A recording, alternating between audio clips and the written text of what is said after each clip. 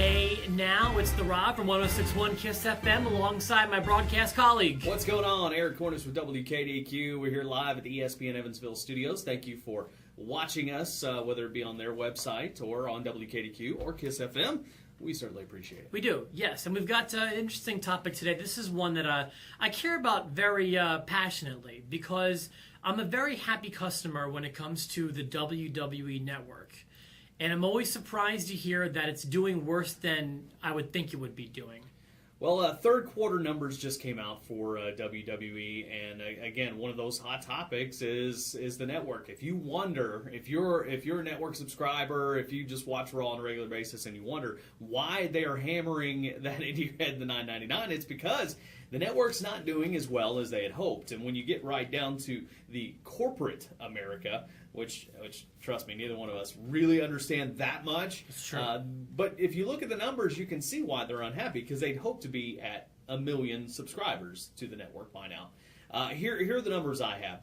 As of June 30th, they had 699,550 paid subscribers. So about 700,000, and this thing launched Roughly at the tail end of February. Exactly. So in the first, 4 months, yeah, they had almost 700,000. Yeah.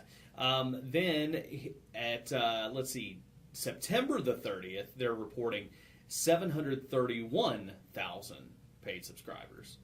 That's okay, not a huge increase.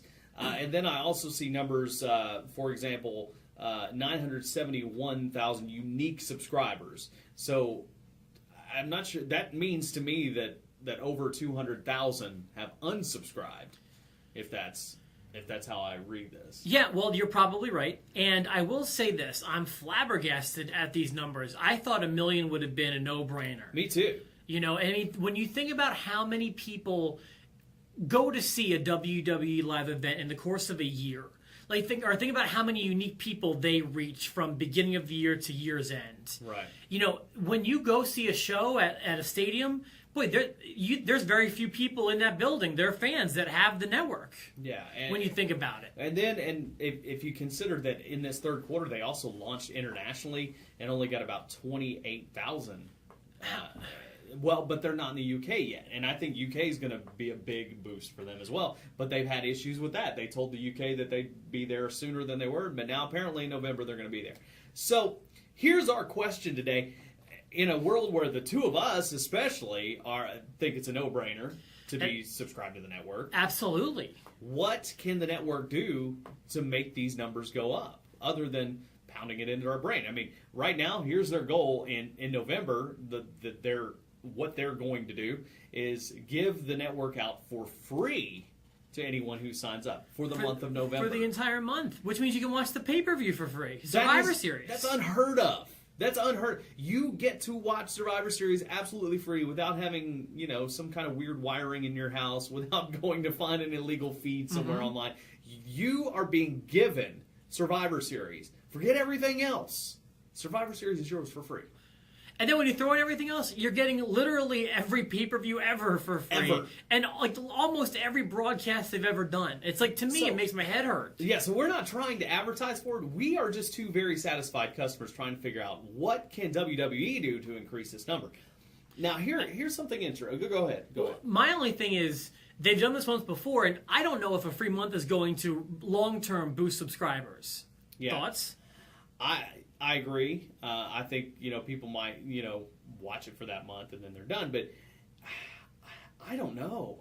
It's just odd to me that they're falling behind. I mean, you talk about a $5.9 million loss for the company as opposed to like $200 or $2 million gain last year at this time.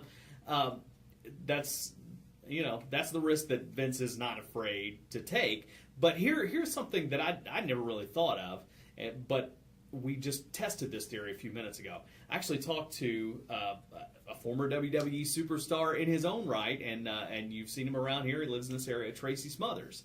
He's been on a lot of those pay-per-views, a lot of the WCW Clash of the Champions. He's been in ECW pay-per-views. He's on the network. He is all over the network.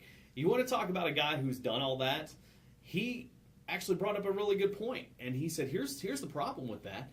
You don't have to buy it individually. Like, there are wrestling fans that he knows of that can share it. And I said I never thought of it that way. So we just tested it a few minutes ago. And I turned on my computer, logged into my account, and I pulled up my phone on my account, and I was watching the network at the same time. That's true. On both devices. I was here for this test, and it worked. There's no limit to how many devices. So you think about wrestling fans who have been known to cheat the cable system from time to time and find illegal streams. Why wouldn't they share even the cheap price of $9.99 with a buddy? Well, you're going to have pirates in any venture, I agree. In a big scale. I mean, but back in the day, it was illegal cable, and then it was streaming it online, and then it was, there's always some sort of avenue people can take to pirate, and that sucks, and that's the way it works. And I mean, you've seen the music industry take a big hit because of things like this, and you have to try to change and adapt to what your to your money making avenues. Now, this to me is like. It's confusing, Eric, because the product is not expensive. And I guess to answer your question, what do they have to do? I would assume they would need to follow some sort of Netflix model to do this. Because with Netflix, I believe you're allowed to have it on like 5 different devices. And I believe up to 5 different users can use one account. Is that the model you take? I think you have to. I think you at least have to block the stream. Like, if I've got it on my computer, you at least have to be able to block the stream on my phone. I would think that would be smart. That would be step one. You know what I mean? And then I think maybe you do limit the devices to 3 or 5 or whatever it may be.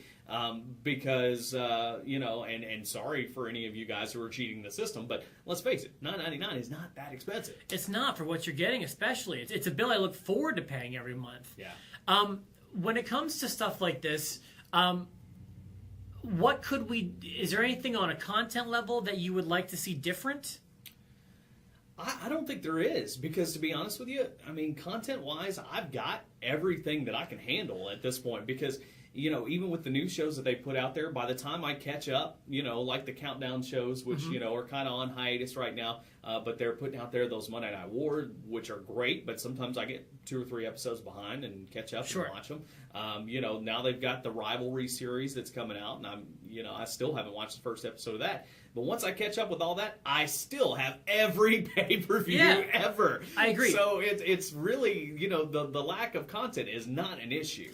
Those shows that you mentioned are my favorite part of the network, as in like those little documentaries that they make are why I am so happy to pay for it. And the number to me is good. Like, I don't want more or less. No. I could go for a little more consistency. Like, there's some times where there'll be 2 weeks with no Monday Night War, and then all of a sudden it's back. Right. And with Countdown, it's like it's super inconsistent as far as when we're going to see it. So that's the only problem I run into. I don't need more, I don't think. I don't need less. I could use less pay-per-views a month, but I don't think that's going to be in the plan anytime soon. I don't know what else to say. I'm just confused. Yeah. I mean, and last night, they're in Survivor Series mode, so they're playing old Survivor Series, and sometimes just the on-demand is where it's at, but sometimes you can just log on and watch what they're playing at that time. I mean, last night it was like Survivor Series 92, and I'm watching, a match with Razor Ramon and Ric Flair against Randy Savage and Mr. Perfect, and I'm like, this is great, and you can do that, or you can go and find something that fits your era. I think that the only thing that they can do to make this better is start restricting the usage so you can prevent that pirating. I think that's it. That's all you can, because they've done everything else that they could possibly do. Yeah, I guess it's just a matter of trying to stop the pirates, which is something that entertainment distributors have been trying to do since the beginning of entertainment. Yeah. Is getting people, like, even as far as people sneaking into movies. It's like they've been trying to find ways to counter that for as long as... And you would think, surely, at this point, Vince McMahon and his team have thought of this, but maybe not, because I sure didn't, only because it was such a great deal, until Tracy's mother said something to me. So, I don't know. Maybe it's going to take them to figure out how many, maybe look into your system, because there's all kinds of analytics. We know this. You can look in and see who's watching what where, and if the same account's logged in 10 times... you got a guy paying $1 a month for your your service. You're exactly right. And that's what's happening. So I don't know. But I do want to say I still give the service an A. I'm very happy to pay the bill. I don't really have a whole lot of complaints, just confusion. If you don't have it, let us know why. Yeah. shoot us an email. We'd love to know, and maybe if you are one of those pirates, we won't share your name with anybody, true. we promise, but you can let us know in private exactly how you're getting around it, and we'll just share it anonymously. But We actually have 2 emails burst already the in, one from Jean-Pierre Lafitte and one from Paul Burchell. So we're going to get to those emails and yours as well. We'll figure out what's going on, pirates. But anyway, thank you so much for joining us here.